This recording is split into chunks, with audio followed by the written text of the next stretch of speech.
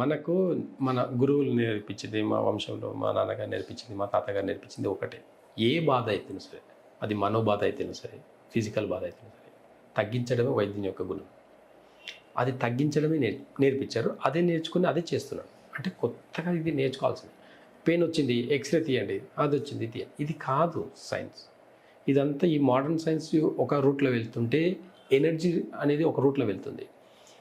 ఇస్రో వాళ్ళు ఇప్పుడు చూడండి, రాకెట్స్ పంపిస్తున్నారు, కానీ ఒక పూజ చేసి తిరుపతికి వెళ్ళి ఒక పూజ చేసి ఒక ముహూర్తం ఎందుకు పెడుతున్నారు? ఒక టైమింగ్లో మాత్రమే వెళ్ళాలి. అంటే ఇవన్నీ కూడా ఎంత సైన్స్ డెవలప్ అయినా కానీ ఇంకొక కనిపించని ఒక ఎనర్జీ అయ్యి ఎక్కడో నడిపిస్తుంది అనేది నమ్మినామనుకోండి. Science it self. మన శిల్పాలు చూసుకుంటే వాళ్ళకి మోడర్న్ ఐప్యాడ్స్ తో ఉన్న శిల్పాలు అలాంటివి, ఇవన్నీ టెక్నాలజీ ఉంది, మనకి తెలియదు. ఇప్పుడు ఉండే మోడర్న్ సైన్స్ కన్నా బిహైండ్ టెక్నాలజీ నేచర్లో ఉంది. దాన్ని అర్థం చేసుకోవాలంటే మళ్ళీ నేచర్లో కనెక్ట్ అయిన ఒక వ్యక్తి వల్ల మాత్రమే, ఒక గురువు వల్ల మాత్రమే అది సాధ్యం. అంతే తప్ప సహజ మానవులకు ఇది అసాధ్యం అనేది నాకు తెలుసు.